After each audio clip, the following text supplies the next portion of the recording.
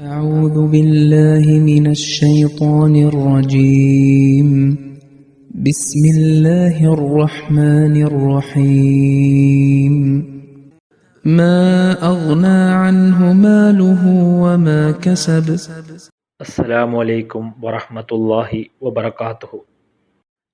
സൂറത്തുൽ ലഹബിൻ്റെ 3-ാമത്തെ വചനമാണ് നിങ്ങളിപ്പോൾ ഇവിടെ ശ്രവിച്ചത്. അതിൻ്റെ അർത്ഥം ഇപ്രകാരമാകുന്നു: അവൻ്റെ ധനമോ അവൻ സമ്പാദിച്ചു വെച്ചതോ അവന് ഉപകാരപ്പെട്ടില്ല. ഹസ്രത്ത് ഖലീഫത്തുൽ മസീഹ് സാനി റളിയല്ലാഹു തആല അൻഹുവിൻ്റെ തഫ്സീർ കബീറിനെ ആസ്പദമാക്കിയാണ് ഈ ഒരു ആയത്തിൻ്റെ വിശദീകരണം നാം ചർച്ച ചെയ്യാൻ പോകുന്നത്.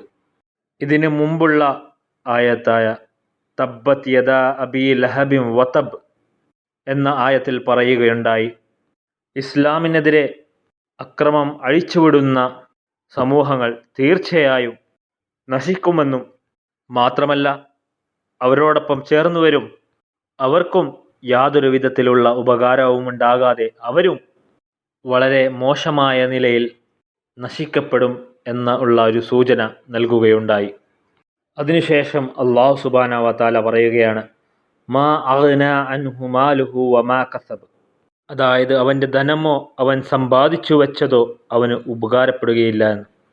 യഥാർത്ഥത്തിൽ ഈ ആയത്തിൽ അല്ലാഹു സുബ്ഹാനഹു വ തആല പറയുകയാണ്, ഈ സമൂഹം അല്ലെങ്കിൽ ഈ ഇത്തരത്തിലുള്ള രാഷ്ട്രങ്ങൾ അവർ വളരെ സമ്പന്നരായിരിക്കുമെന്നും കണ്ടുപിടുത്തങ്ങളിലൂടെയും വ്യവസായങ്ങളിലൂടെയും ധാരാളം സമ്പത്ത് സൃഷ്ടിക്കുമെന്ന് മാത്രമല്ല തങ്ങളുടെ മൂലധനം മറ്റു രാജ്യങ്ങളിൽ നിക്ഷേപിക്കുകയും വ്യാപാരത്തിൻ്റെ മറവിൽ മറ്റ് രാജ്യങ്ങളുടെ ധനവും സമ്പത്തും ഇവർ കൈവശപ്പെടുത്തുന്നതായിരിക്കുമെന്ന് സൂചിപ്പിക്കുന്നു.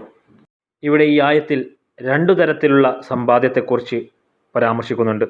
മാലുഹു വമാ കസബ്. മാലുഹു എന്നതിൽ മാൽ എന്ന വാക്ക് നക്കറയാണ്, അതായത് അത് സൂചിപ്പിക്കുന്നത് ധാരാളമായ ധനത്തെയാണ്. അത് ഏത് രൂപത്തിലും വരാം, എങ്ങനെയും എവിടെന്നും വന്ന സമ്പത്താകാം. രണ്ടാമത്തത് മാ കസബ എന്നുള്ളതാണ്. മാ കസബ എന്ന് വെച്ചാൽ മക്സൂബുഹു എന്നാണ് അതിൻ്റെ അർത്ഥം, അതായത് അവൻ സമ്പാദിച്ച ധനം. അതായത് ഒന്നെന്ന് വെച്ചാൽ അവർ സ്വന്തം അവരുടെ രാജ്യങ്ങളിൽ നിന്ന് തന്നെയുള്ള വ്യവസായങ്ങളിൽ നിന്ന് ഉണ്ടാക്കിയ ധനം. രണ്ടാമത്തത് അവർ പല രീതികൾ ഉപയോഗിച്ചുകൊണ്ട് മറ്റു രാജ്യങ്ങളിൽ നിന്ന് ഉണ്ടാക്കിയ ധനം. ഈ കാലഘട്ടത്തിൽ നാം നോക്കുകയാണെങ്കിൽ തീർച്ചയായും ഈ പറഞ്ഞ കാര്യങ്ങൾ നമ്മൾക്ക് പൂർണ്ണ രൂപത്തിൽ കാണാൻ കഴിയുന്നത് പാശ്ചാത്യ രാജ്യങ്ങളിലാണ്. കാരണം അവർ ഒരു വശത്ത് വ്യാവസായിക വികസനം കാരണം സമ്പന്നരാകുകയും മറുവശത്ത് അവർ തങ്ങളുടെ മൂലധനം മറ്റു രാജ്യങ്ങളിൽ നിക്ഷേപിക്കുകയും അവരുടെ സമ്പത്ത് അപഹരിക്കുകയും ചെയ്യുന്നു. മാത്രമല്ല ഈ രീതി ഉപയോഗിച്ചുകൊണ്ട് അവർ പല രാജ്യങ്ങളെയും കീഴടക്കിയിട്ടുണ്ട്, അല്ലെങ്കിൽ തൻ്റെ കീഴിലാക്കിയിട്ടുണ്ട്. മുമ്പ് പറയുകയുണ്ടായി, പല മുഫസ്സിരീങ്ങളും ഈ സൂറത്തിനെ, അതായത് സൂറത്തുൽ ലഹബിനെ അബൂലഹബുമായിട്ടാണ് കൂടുതൽ ബന്ധപ്പെടുത്തിയിട്ടുള്ളത്. എന്നാൽ ഈ ആയത്ത്, അതായത് മാ അഗ്നാ അൻഹു മാലുഹു വമാ കസബ് എന്നുള്ള ഈ ആയത്ത് ആ ഒരു വിശദീകരണം തെറ്റാണ് എന്ന് നമുക്ക് കാണിച്ചു തരുന്നു. കാരണം മാലുഹു വമാ കസബ് എന്ന വാക്യങ്ങൾ സൂചിപ്പിക്കുന്നത് ധാരാളമായ സമ്പത്തിനെയാണ്. എന്നാൽ നാം ചരിത്രം പരിശോധിച്ചു നോക്കുകയാണെങ്കിൽ അബൂലഹബിന് എടുത്തു പറയാൻ മാത്രം ഒരു സമ്പത്തും ഉണ്ടായിരുന്നില്ല.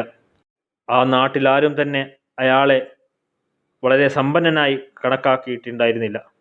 അതിനാൽ മാലഹു വമാ കസബ് എന്ന വാക്കുകൾ അതിൻ്റെ എല്ലാ മഹത്വങ്ങളോടും കൂടി യാഥാർത്ഥ്യമാകുന്നത് പാശ്ചാത്യ രാജ്യങ്ങൾക്ക് മേൽ മാത്രമാണ്.